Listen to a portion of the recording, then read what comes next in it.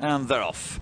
5 of them for the 4th race on the card. 2.5 miles is the trip. It's a little bit of a run before they get to first of 10 flights of hurdles they're going to take. They'll be going around the home turn before they level up to the first of those. Calva sets out in front. Angus Chalida, a mauve and black set of silks, has the advantage of a little over a length. Nordic Combined, purple and yellow, running in second place. The other trio are virtually in line. Best turned out winner is the Cob. Green Jacket towards the left as they are now into the straight and moving on towards flight number 1. At it now, Calva the leader. They're all over it okay. The last one to touch down was the one who went to post early as Zerti, mount of Adrian Heskin, blue jacket, white hoops, maroon sleeves and maroon cap as well. And just preceding him, Alex Thorne on Good Man Pat, yellow jacket with the red spots. Moving down towards number 2. There's only about 3 or 4 lengths between the 5 runners, and they now enter the final 2 miles of this MansionBets Watch and Bet Handicap hurdle. Calva continues to have the advantage, a length maybe a little bit more ahead of the blinkered head of Nordic Combined, who just about in second place, although the 3 chasing him weren't very far behind at all as they run then to the winning post, and 1 circuit remains. They have now 7 more flights of hurdles to chase, to jump. The last trio are furthest from us as Zerti. He might even just about be in 3rd place. The Green Jacket, Keelan Woods on the Cob, and between those, red spots on yellow, Good Man Pat. But the 5 well bunched then as they make this turn away towards the far side of the course. Number 4 will be the next hurdle they get to.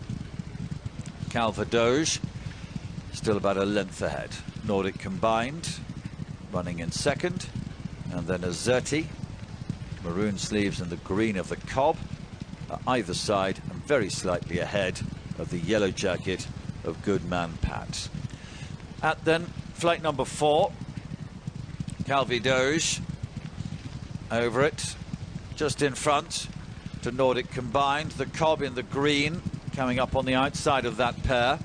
Then a Zerti and Good Man Pat as they come then now to flight number 5. Angus Chalida on Calva still the leader. A narrow advantage though now, purple and yellow colours. Fergus Gillard on Nordic Combined, and the green then of the Cob, who's widest on the course. Now a length behind them again. Back in 3rd place. He had at one stage crept a little bit closer. Jumping this next flight of hurdles, yellow jacket for Alex Thorne on Good Man Pat, who continues to travel strongly alongside his stablemate of Zerti, maroon sleeves for Adrian Heskin. So they're moving down towards the end of the back straight. Now they've got 4 to jump from here. Number 7 coming up. Calva still just about in front to Nordic Combined. On the left then in green is the Cob. A length off those to Good Man Pat, and very fractionally ahead of Zerti against the running rail. So now there's only about 2 lengths between them as they have completed a circuit in this MansionBets Watch and Bet Handicap hurdle and begin the run down the side of the course, thence to the home turn, and 3 more flights of hurdles to take. Very slender lead for Calva over Nordic Combined, and then the Cob in the green colours. Zerti has just very narrowly again taken 4th position from Good Man Pat, but they're all going okay. They've all jumped well, they've all travelled strongly, and they're running now towards the home turn. And Calva pressed by Nordic Combined, a length behind him. The other trio in line. The Cob on the left in the green, just niggled out a little bit. Good Man Pat in the yellow continues to travel strongly as Zerti is furthest from us at 3 from the finish. And Nordic Combined now in the purple and yellow coming through, 1 from the left to try and challenge Calva who's 1 from the right. On the extreme left in green is the Cob, who's a length off him. In the centre in the yellow, Good Man Pat, and they've moved ahead to Zerti, who's weakened to be the back marker of the quintet as they come to 2 from the finish. As they do so, Good Man Pat coming through in the centre of on the extreme right, Calva and Nordic Combined. There's about a 3 or 4 4-length gap behind those to the Cobb in 4th place. Calva Doge and Goodman Pat are settling down to fight this out, and the last Nordic Combined is a faller, but it is Calva Doge who leads now by 2 lengths. Second place for Goodman Pat. They're well clear from the Cobb. Goodman Pat trying to get closer to Calva Doge as they race towards the line. Still a length advantage for Calva Doge, who is just holding on to beat Goodman Pat. They're clear from the Cobb, and then Azerti will be back in 4th place.